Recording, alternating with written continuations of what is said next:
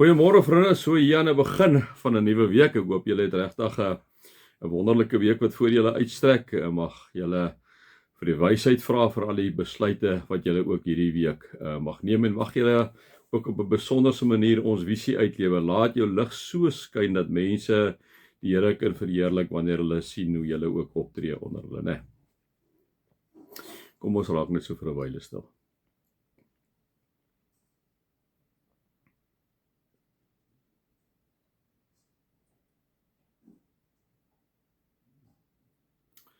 Here, baie dankie vir die voorreg wat ons het om hierdie nuwe week aan U te kan kom opdra en vir U te vra, o Heilige Gees, om voor ons uit te beweeg. Amen. Vriende, mag daar vir julle genade en vrede en oorvloed wees, omdat julle God ken, Jesus ken en die Heilige Gees ken.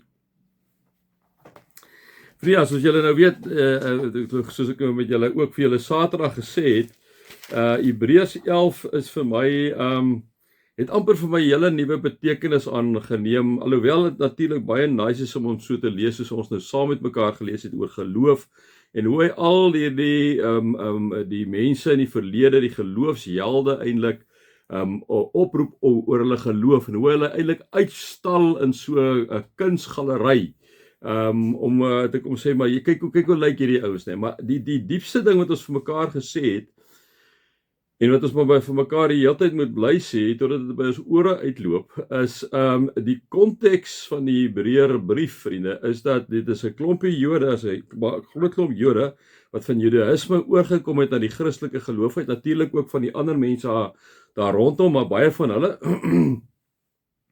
hulle het vir Jesus Christus aangeneem, en as gevolg daarvan dat hulle vir Jesus Christus aangeneem het, is hulle vervolg. Hulle was moedeloos gewees, hulle het swaar gekry, en daar was ook 'n gevaar gewees dat hulle weer wou teruggegaan het na hulle ou gelowe toe, nee. En daarom skryf hierdie Hebreërbrief hierdie gedeelte, en dan kom hy en dan kom sê hy vir hulle, dit is hoekom ek vir julle sê, dan kry Hebreërs 11 amper 'n nuwe gee jou so 'n bietjie ander insig en goed, nee. En dan kom sê hy vir hulle wat onder hierdie swaar omstandighede, kom sê hy vir hulle, kom ek sê net vir julle wat geloof is. Geloof is om seker te wees vir die dinge wat ons hoop. Om inderdaad, liewe vriende, kom sê hy vir ons, oortuig te wees van die dinge wat ons nie sien. En dan praat hy van Henog, wat die Here opgeneem het in die hemel, hy kom praat van Noag, hy kom praat van Jakob, hy kom praat van Josef, en dan op die ou ende kom ons nou hierso by Abraham, en dan begin ons stilstaan by Moses. Hoe Moses ook, omdat hy geglo het en God daai baie nou pad met Moses gestap het, hoe Moses inderdaad God verteenwoordig by die Israeliete, né? En dan kom ons hier uit, vriende, by vers 29, ons het stilgestaan by vers 27, waar hulle die Egipte land verlaat het, en hy die Pasga ingestel het, en nadat hulle die bokkie wat hulle geëet het, met sy bloed in die kusyne gestuur het, sodat die engel by die eersgeborenes van Israel se verbyloop, né?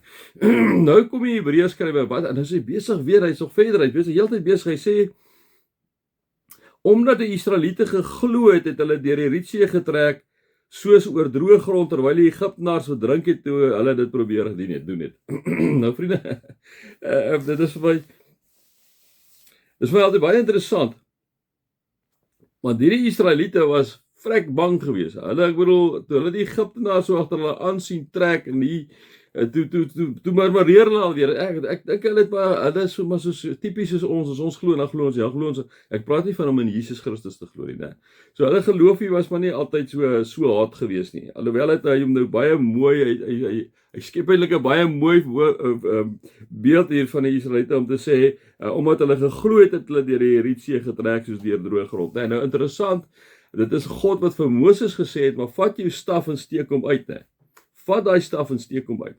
Nou vriende, ek wil nou vir julle sê, as ek dan nou sien ook, hierso split die see in twee, dan gaan ek hom nou nie sukkel om te glo nie, hoor. Dat moet ek nou eerlik vir jou sê.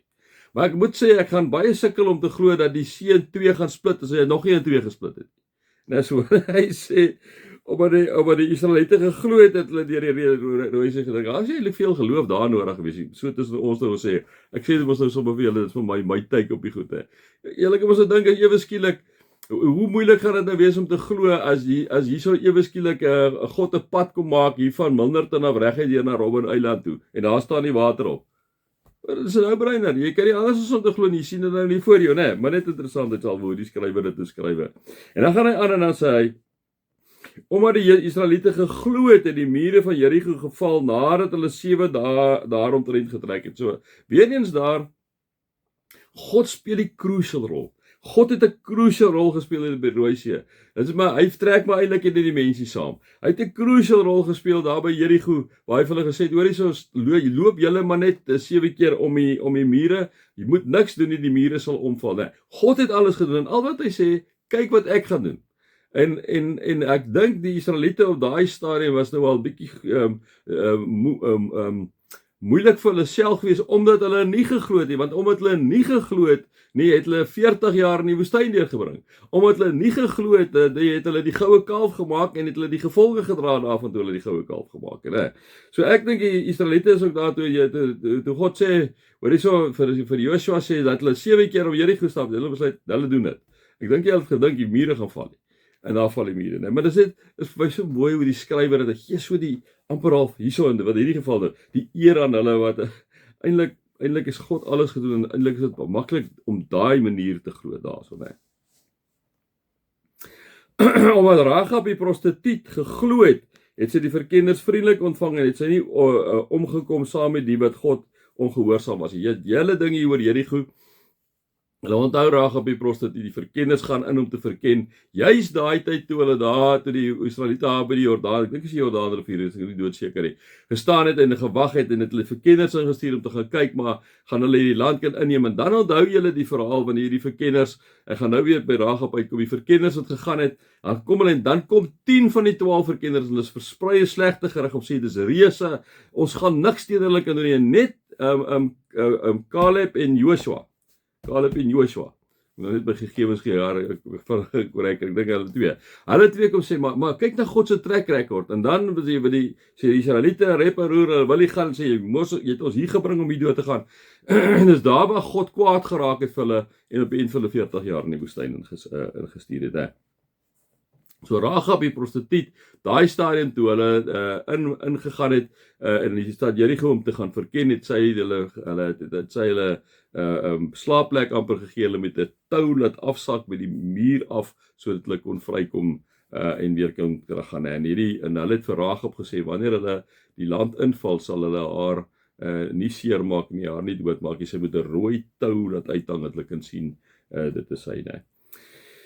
So dit is vir my interessant, soos julle kan sien, vriende, hoe die skrywer dit ook beskryf. Maar weer eens om vir hierdie mense te sê, die Hebreërs skrywer wat skrywe vir hierdie mense wat swaar kry, wat vervolg word, wat moedeloos word, om te sê, hoorie, byt vas, kyk hoe die Here gedoen, hy daai stad se mure laat omval, hy het die Rietsee oopgemaak, hy sien selfs Rahab die prostituut raak omdat sy gehelp het. Julle moet ontspan, die Here is by julle, die Here sal vir julle sorg, soos hy die heel tyd nog vir Israel gesorg het.